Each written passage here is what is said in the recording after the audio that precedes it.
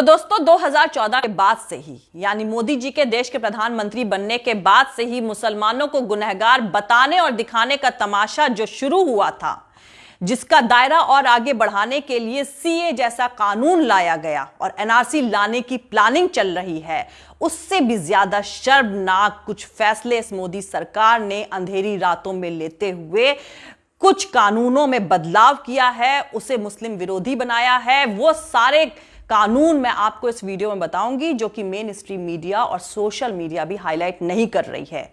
मोदी शाह का यह धर्म के नाम पर भेदभाव करने वाला शर्मनाक फैसला पूरी दुनिया के सामने आना चाहिए। और मैं दावे के साथ कह सकती हूं कि इस वीडियो के माध्यम से जो इंफॉर्मेशन मैं आप लोग को देने जा रही हूं, उससे जानकर हिंदुस्तान और हिंदुस्तान के बाहर रह रहे हर अमन पसंद भारतीय का सिर इस तानाशाह सरकार के इस फैसले को जानकर शर्म से झुक जाएगा। तो चलिए शुरू करते हैं, लेकिन उससे पहले जो लोग मेरे इस चैनल पर नए हैं वो हमारा YouTube channel political Tamasha with doctor Arshi को सब्सक्राइब करके वहां पे लगी बेल आइकॉन को जरूर दबा दे ताकि उनको हमारे आने वाले हर वीडियो की अपडेट मिलती रहे। और दोस्तों, अगर आपको हमारा काम पसंद आता है, हमारे वीडियोस पसंद आते हैं तो www.patreon.com Dr अर्शी खान पर जाकर डोनेट करके आप हमारे काम को सपोर्ट कर सकते हैं। तो चलिए शुरू करते हैं। तो दोस्तों, अगर आप किसी भी कंट्री में जाते हैं तो आपको वहां का वीजा लेना पड़ता है और ये वीजा आपकी विजिट की अवधि के हिसाब से यानी कि आपकी विजिट के टाइम ड्यूरेशन के हिसाब से होता है। यानी कि अगर आपको उस कंट्री में 1 महीने का काम है तो आप 1 महीने का वीजा लेते हैं, 2 महीने का है तो 2 महीने का लेते हैं, और अगर 8-10 महीने का काम है तो आप 8-10 महीने के लिए वीजा के लिए अप्लाई करते हैं। और जाहिर सी बात है, जरूरी डॉक्यूमेंट जमा करने के बाद आपको ये वीजा मिल जाता है। इस वीजे के लिए हर कंट्री ने अपनी एक फीस फिक्स कर रखी है।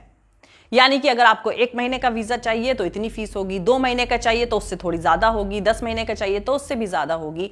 हर कंट्री की फीस तो अलग अलग है, लेकिन वो फिक्स है irrespective of any religion, irrespective of any caste and creed. और अगर आप उस कंट्री में जाते हैं और किसी वजह से यानी किसी काम की वजह से या किसी मजबूरी के तहत, खुदा ना खास्ता कोई एक्सीडेंट हो जाने की वजह से आपको वहां ज्यादा रुकना पड़ता है, तो उस वीजा को एक्सटेंड कराने की भी एक फीस होती है जो हर कंट्री ने फिक्स कर रखी है। मानिए आप वहां 1 महीने के लिए गए और किसी काम की वजह से या किसी मजबूरी के तहत आपको वहां 1 महीने से ज्यादा रुकना पड़ा, तो वो एक्सटेंशन वाली फीस आप दे करके अपना वीजा एक्सटेंड करा सकते हैं। और वो भी हर कंट्री ने अपनी वीजा एक्सटेंशन फीस फिक्स कर रखी है। और सबसे अहम बात यह है कि इस तरह की वीजा एक्सटेंशन फीस हर इंसान के लिए बराबर होती है। वो धर्म के आधार पर या वो जाति के आधार पर अलग अलग नहीं होती है। लेकिन मोदी शाह के भारत में ऐसा नहीं होता है। अगर कोई गैर भारतीय भारत में विजिट पर आता है और किसी कारणवश उसे अपना वीजा एक्सटेंशन कराना पड़ता है, तो अगर वो हिंदू, सिख, ईसाई, बौद्ध, जैन धर्म का है तो उसको देने होते हैं 1 से 90 दिन एक्सटेंशन कराने के सिर्फ 100 रुपए, यानी तकरीबन $1.5। लेकिन अगर वो मुसलमान धर्म का है तो उसे देने पड़ते हैं $300, यानी तकरीबन 21,000 रुपए से भी ज्यादा, जो कि कई हजार गुना ज्यादा है। तो इस तरह से मुसलमानों के साथ भेदभाव किया जाता है सिर्फ वीजा एक्सटेंशन फीस के आधार पर भी। अब हम आते हैं, अगर यही वीजा एक्सटेंशन 90 डेज से लेकर के 2 साल तक का है, तो अगर वो कोई भी गैर मुसलमान धर्म का है जैसे कि हिंदू, सिख, ईसाई, बौद्ध, जैन धर्म का है, तो उसको वीजा एक्सटेंशन फीस देनी होती है सिर्फ 200 रुपए। लेकिन अगर वो मुसलमान धर्म का है तो उसने बहुत बड़ा गुनाह कर रखा है क्योंकि वो मुसलमान है, और उसकी वीजा एक्सटेंशन फीस लगा रखी है इन्होंने $400। और यही वीजा एक्सटेंशन फीस अगर 2 साल से ज्यादा वो बंदा रुक गया है और वो अगर किसी गैर मुसलमान धर्म का है तो उसको सिर्फ देने होते हैं $300, और मुसलमान है तो उसको देने होते हैं $500। तो यह है मोदी शाह सरकार में हिंदुस्तान में मुसलमान के साथ किया जा रहा भेदभाव। और यह नियम कोई पहले से नहीं था। पहले यह नियम, ये वीजा एक्सटेंशन फीस हर रिलीजन के लिए बराबर हुआ करती थी। ये मोदी शाह सरकार के आने के बाद से नियमों में बदलाव करके 2014 के बाद से ये वीजा एक्सटेंशन फीस रिन्यू करी गई है, चेंजेस करे गए हैं मुसलमानों के लिए। तो दोस्तों, जरा सोचिए कि एक इंसान जो अगर गैर मुस्लिम है तो उसको 1 से 90 दिन का वीजा एक्सटेंड कराने के लिए सिर्फ देने होते हैं 100 रुपए, और अगर वो मुसलमान है तो उसको देने होते हैं 21,000 रुपए, यानी कई हजार गुना ज्यादा रुपए। तो आखिर क्यों मोदी सरकार ने नियमों में बदलाव करके इतना बड़ा फर्क किया है मुसलमान और गैर मुसलमान की वीजा एक्सटेंशन फीस में?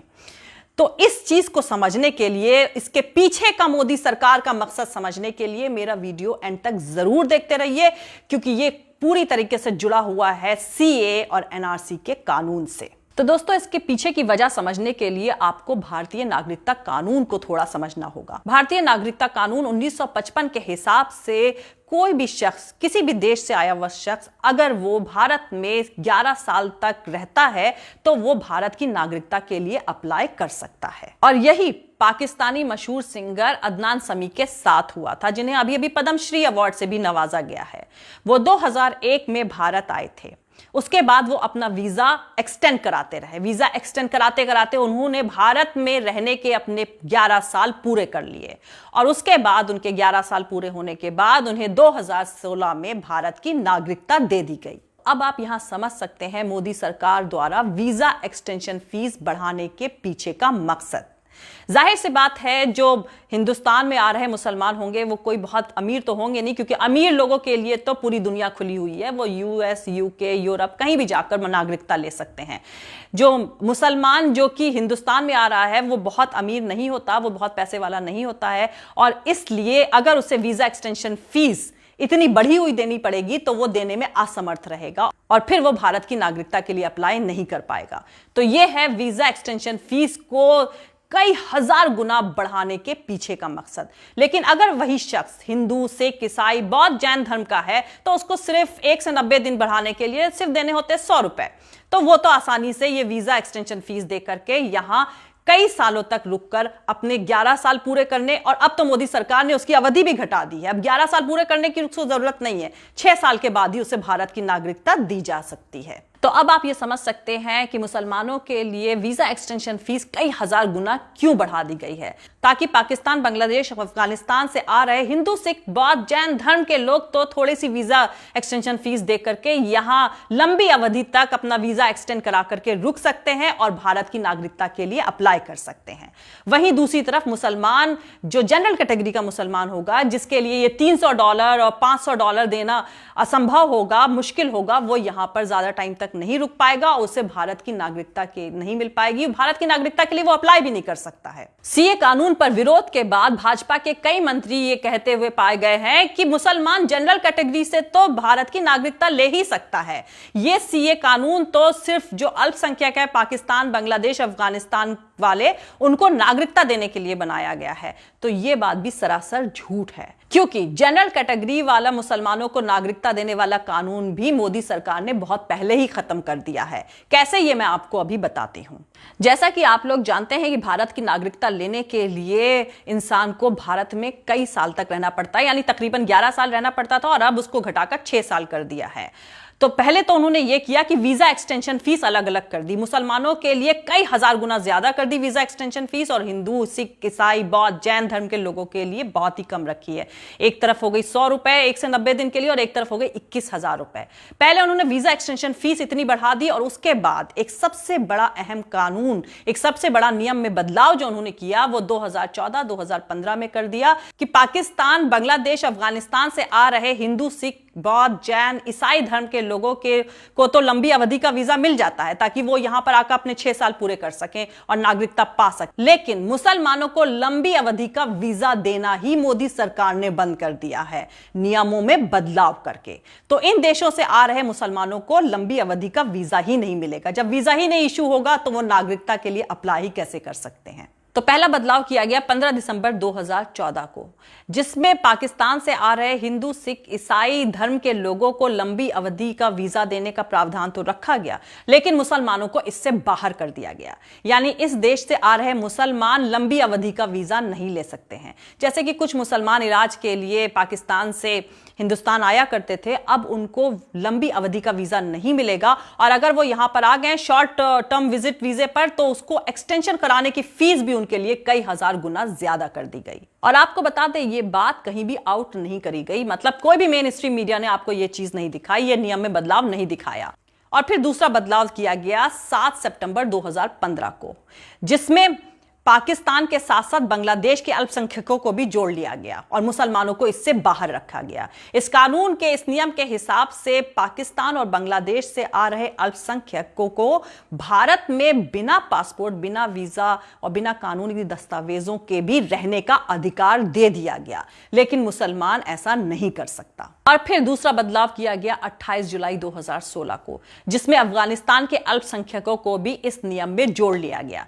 यानी 2016 तक ये एक नियम बन गए कि पाकिस्तान, बांग्लादेश, अफगानिस्तान के अल्पसंख्यक भारत में बिना पासपोर्ट, बिना वीजा और बिना कानूनी दस्तावेज के भी रह सकते हैं, और फिर उसके बाद भारत की नागरिकता के लिए भी अप्लाई कर सकते हैं। और मुसलमानों को तो लंबी अवधि का वीजा देना भी बंद कर दिया। और फिर कुछ ही महीनों के बाद 23 दिसंबर 2016 को यह नियम बना दिया गया कि पाकिस्तान, बांग्लादेश और अफगानिस्तान के अल्पसंख्यक बिना पासपोर्ट, बिना वीजा और बिना कानूनी दस्तावेज के भी भारत में रहने के अधिकार के साथ साथ उनको भारत की नागरिकता के लिए अप्लाई करने का अधिकार भी दे दिया गया, और मुसलमानों को फिर से इससे बाहर रखा गया। यानी एक तरफ तो देखिए कि पाकिस्तान, बांग्लादेश, अफगानिस्तान के अल्पसंख्यक यहां बिना कानूनी दस्तावेज के रहकर भारत की नागरिकता के लिए अप्लाई कर सकते हैं, लेकिन मुसलमान जो इन देशों से आ रहे हैं उनको तो लंबी अवधि का वीजा भी नहीं दिया जा रहा है, और शॉर्ट टर्म वीजा की एक्सटेंशन फीस भी मुसलमानों के लिए हजारों गुना बढ़ा दी गई है। और फिर 23 अक्टूबर 2018 में पासपोर्ट नियम 1950 और विदेश अधिनियम 1946 में बदलाव करके पाकिस्तान, बांग्लादेश, अफगानिस्तान से आ रहे हिंदू, सिख, ईसाई, बौद्ध, जैन धर्म के लोगों को लंबी अवधि का वीजा देने का अधिकार दे दिया गया, और मुसलमानों को लंबी अवधि का वीजा इशू करने का अधिकार खत्म कर दिया गया। तो दोस्तों, सीए कानून लाकर जो मोदी सरकार पाकिस्तान, अफगानिस्तान और बांग्लादेश के अल्पसंख्यक यानी हिंदू, सिख, ईसाई, बौद्ध, जैन धर्म के लोगों को नागरिकता देने की बात कर रही है, तो ये काम तो मोदी सरकार अपने पहले ही कार्यकाल में कर चुकी है। यानी 2014 से लेकर 2018 के बीच में कानून और वीजा में चेंजेस करके ये उनको नागरिकता देने का प्रावधान तो पूरा कर चुकी है, उसकी बुनियाद तो पहले ही पड़ चुकी है 2014 से 2018 के बीच में। यानी कि अब इस सीए का इस्तेमाल तो एनपीआर और एनआरसी के लिए ही किया जाएगा, यानी ये सिर्फ और सिर्फ मुसलमानों के खिलाफ ही किया जाएगा। तो दोस्तों, जरा सोचिए, मोदी सरकार ने नागरिकता कानून में, वीजे कानून में इतने बड़े बदलाव कर दिए और किसी को कानो कान खबर नहीं हुई। मेन स्ट्रीम मीडिया ने आपको अभी तक कोई खबर नहीं पहुंचाई, किसी को कानो कान खबर नहीं हुई, कोई विरोधी दल ने इस पर सवाल नहीं उठाया। तो दोस्तों, अगर हो सके तो मेरे इस वीडियो को ज्यादा से ज्यादा शेयर करें और ज्यादा से ज्यादा लोगों तक इन नियमों में बदलाव के बारे में बताएं। तो दोस्तों, जरा सोचिए कि 2014 से 2018 के बीच में मोदी सरकार द्वारा किए गए धर्म के आधार पर इतने बड़े बदलाव अब आपके सामने 2020 में आ रहे हैं, और देश का विपक्ष और मीडिया सोता रहा। जय हिंद, सत्यमेव जयते, अल्लाह हाफिज। दोस्तों, मेरा पूरा वीडियो और दूसरे और वीडियोस देखने के लिए हमारा YouTube channel political Tamasha with doctor Arshi को सब्सक्राइब करके वहां पे लगी बेल आइकॉन को जरूर दबा दें, ताकि आपको हमारे आने वाले हर वीडियो की अपडेट्स मिलती रहे। और दोस्तों, अगर आपको हमारा काम पसंद आता है, हमारे वीडियोस पसंद आते हैं, तो www.patreon.com DR अर्शी खान पर जाकर डोनेट करके आप हमारे काम को सपोर्ट कर सकते हैं। आप हमें फॉलो भी कर सकते हैं हमारे ट्विटर, इंस्टाग्राम और फेसबुक पेज पर। दोस्तों, अगर आपको हमारा वीडियो पसंद आता है तो लाइक और शेयर करना हरगिज नहीं भूलें। थैंक यू, मिलते हैं अगले वीडियो में।